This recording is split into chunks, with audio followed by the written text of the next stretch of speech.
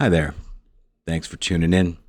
My name is Bill Cavanaugh, and I run a website called abscopalevents.com, where we will be documenting and talking about the rare but increasingly noticed abscopal effect that has intrigued cancer researchers for decades. Myself, I've been involved in cancer research and development my entire adult life. I've been involved in analysis and design of clinical research, been an author on many publications. I've done basic research. I've run facilities. I've had new treatments cleared by the Food and Drug Administration. I've filed applications on several others. Bunch of other stuff too. But as of late, I've decided to dedicate myself to becoming a documentarian, an explainer, I suppose, of developments related to the abscopal effect that I think are going to change cancer treatment significantly within the lifetimes of many of us. I mean, it's a bit of an awkward word, right? Abscopal. So here's how the word itself is put together. First of all, we have the prefix ab from Latin, meaning away from. Secondly, we have the root scopus, meaning target or scope. Again, from Latin, but actually absorbed from ancient Greek, giving us abscopal, or away from the target. Okay? So now we've got the word abscopal, away from the target. As you'll notice in this slide, the word itself is actually credited to an English scientist named Robert H. Moll. In other words, Robert Moll coined this word. It did not exist until he made it up. We're going to go into why Robert Moll, who went by Robin, by the way, coined the word abscopal. But first, let's look at just what the word is trying to describe. Let's go with the common model of the archer. Here's our archer taking aim at his well-defined target, one we're all familiar with. And sure enough, he hits his target dead center. Nice job. Well done. But here we see additional projectiles landing on a target well away from the archer's intended target. The point of our little cartoon is an illustration of an abscopal effect. Something is aimed at, and something else is unexpectedly hit. So, who was Robin Moll? And why did he make up a word 70 years ago that persists in the language to this day? In fact, through these episodes, I'm going to argue that this word has become increasingly relevant to cancer therapy. Moll was one of a new generation of scientists that was charged with exploring the post-World War II era reality of radiation. Our time frame with Moll starts in the late 40s and early 50s. He studied well into the 1990s. Now, in order to have this make sense, we're going to have to review just a tiny bit of scientific history, very briefly, I promise. First, Röntgen had discovered X-rays in 1895. X-rays were quickly deployed in radiology and also in cancer treatment. X-ray units proliferated far and wide and represented a huge step forward in medicine. Now, about the same time, very late 1800s, Marie Curie had discovered the radioactive element radium, which was also used for cancer therapy starting in the early 1900s. Curie therapy, or brachytherapy as we say today, remains a significant form of radiation therapy. These two developments marked the beginning of radiation therapy of cancer and were mainstays in cancer treatment from the early 1900s up until, well, now. And everyone thought that ionizing radiation was the bee's knees. But then, let's just call it the early 1940s, the study of radioactivity yielded the first nuclear chain reactions involving fissile isotopes like uranium-235 and plutonium-239. And the world got its first look at just how devastating this new technology could be.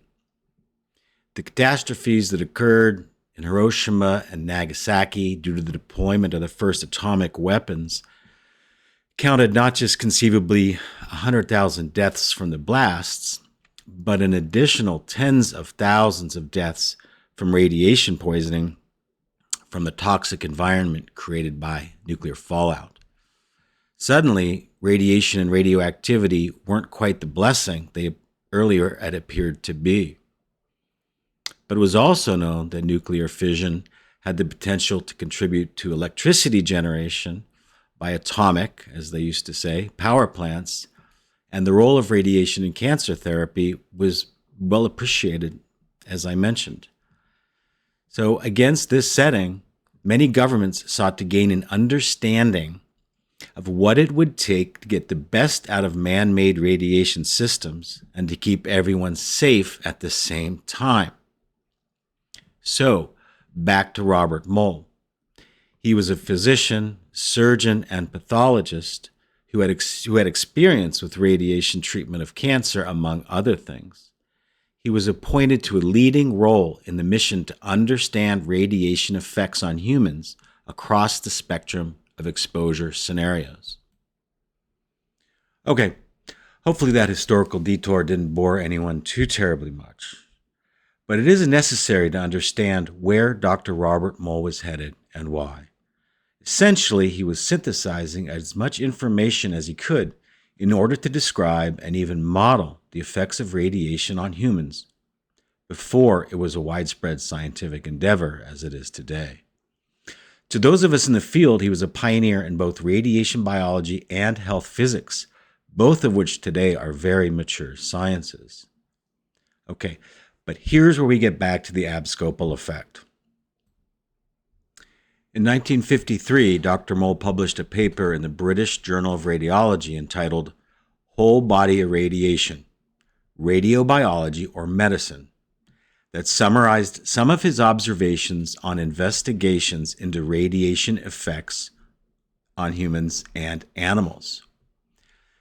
While he published many dozens of papers across several fields over decades, this one paper in particular, published some 70 years ago, resonates strongly with meaning today.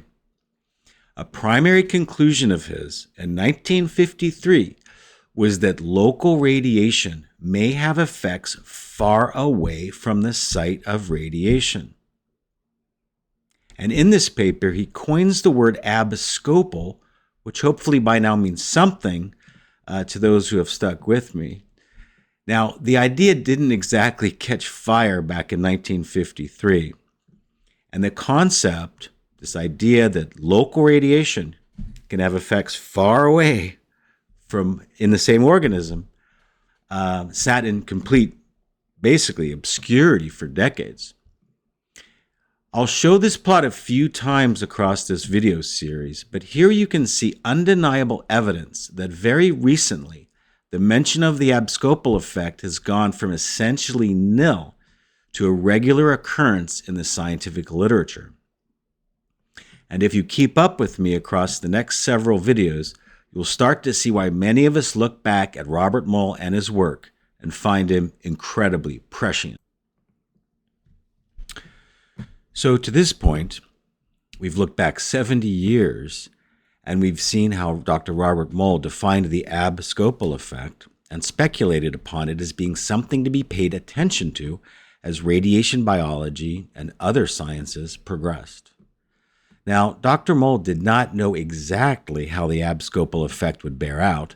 He just conjectured that the effects of radiation would be observed beyond the site of where the radiation was absorbed.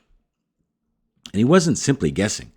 There had been enough data collected from the irradiation of animals during radiobiology experiments to suggest that blood components and lymphoid organs such as the spleen could be affected distantly relative to the site of radiation dosing.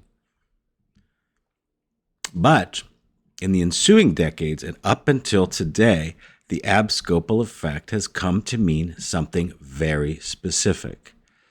It is the extremely rare occurrence where a cancer is irradiated in an attempt to reduce its size, and a cancer elsewhere in that same patient undergoes a reduction in size. Again, this is not exactly what Dr. Moll predicted, and little could he have known what the term abscopal effect was eventually going to mean. Here's a quick illustration of what we now call the abscopal effect. Since we're going to see a lot more of this as we go forward, let's build a general model. Here is our model patient who has a primary cancer, doesn't matter where, and a metastatic cancer mass that's clearly distant to the primary mass.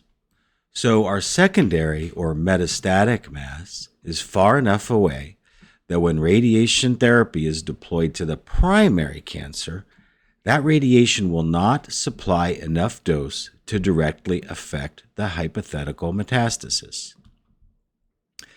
Our next slide will show the abscopal effect. The primary cancer in our model has undergone direct radiation-induced damage, and our secondary or metastatic mass has undergone shrinkage. In other words, the secondary cancer has undergone an abscopal effect. Remember our archer from a few minutes ago? Same idea. A target was developed, aimed at, hit, and effects were surprisingly seen elsewhere. Now let's go back to our plot of mentions of this abscopal effect over time, going back decades. We've got nothing for years and decades since Robert Moll's predictions, and now we are seeing frequent mentions.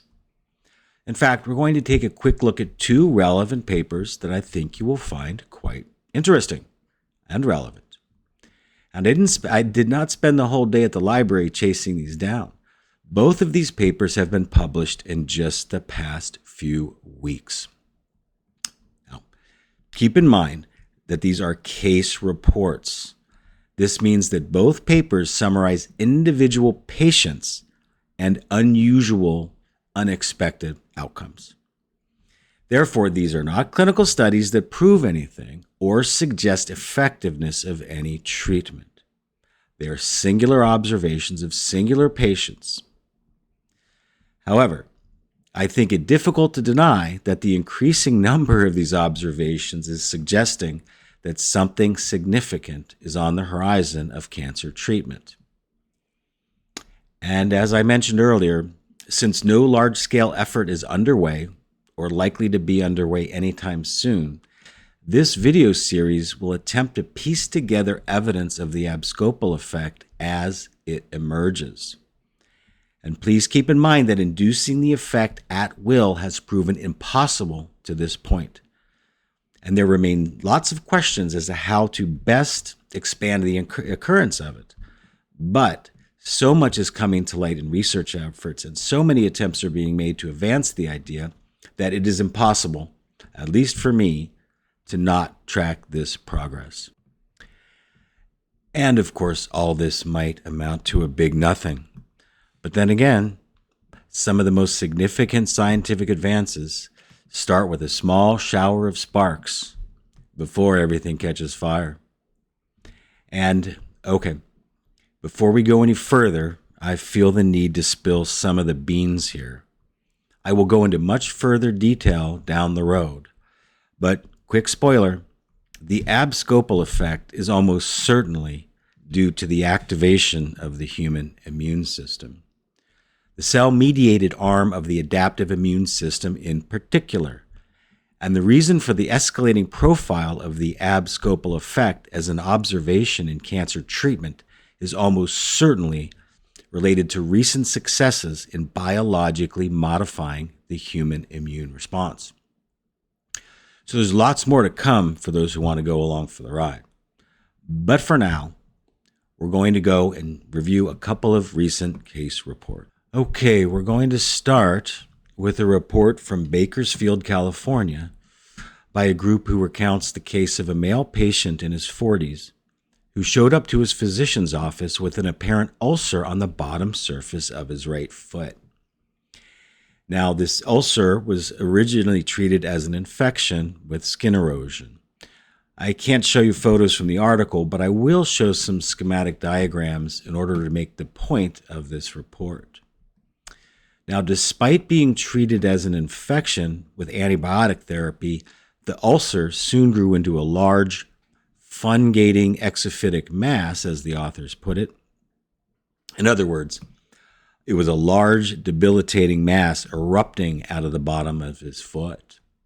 And once biopsied, the mass turned out to be a very invasive melanoma, an acral melanoma, as they say, since it involved the skin of the very ends of the extremities, in this case, the undersurface of a foot.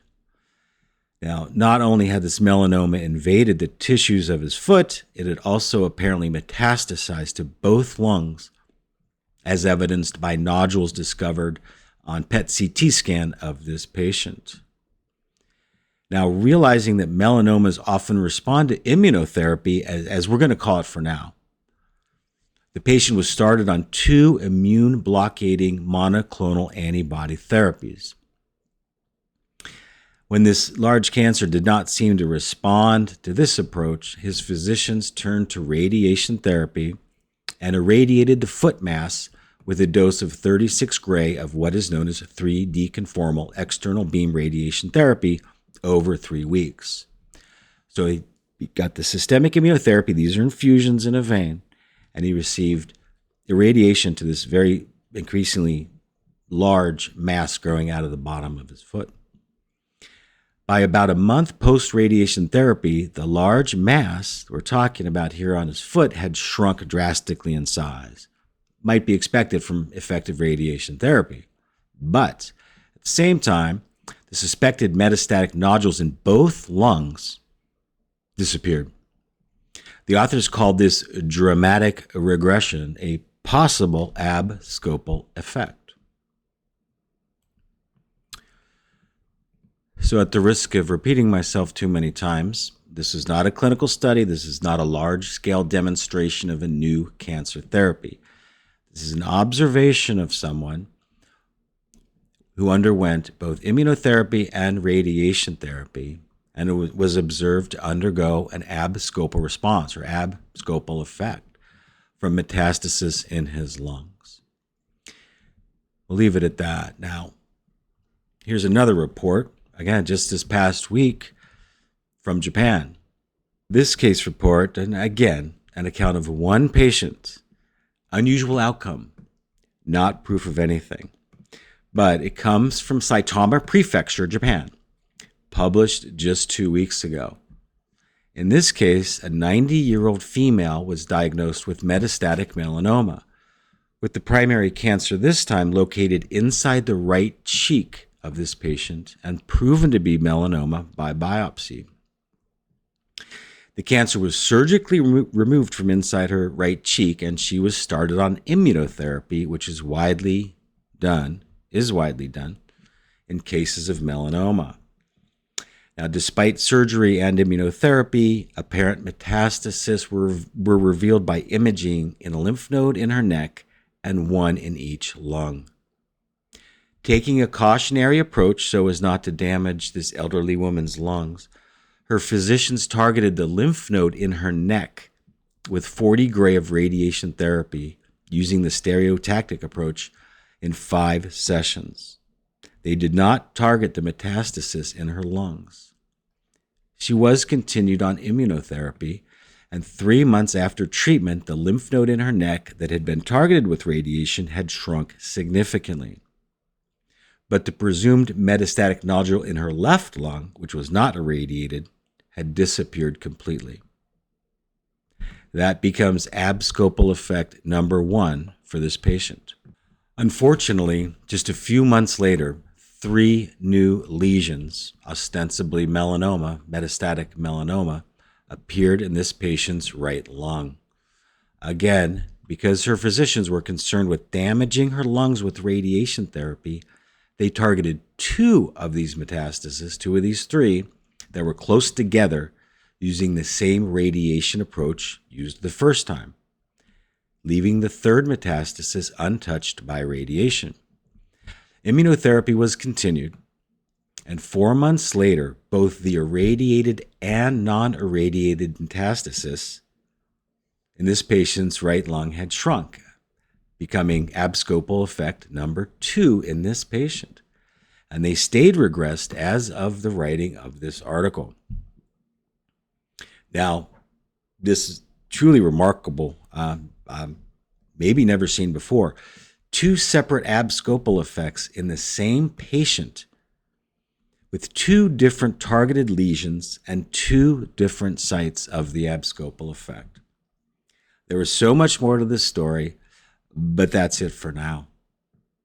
And to back up just a second, we went for well over half a century from Robert Moll's coinage of the term abscopal effect, hearing next to nothing.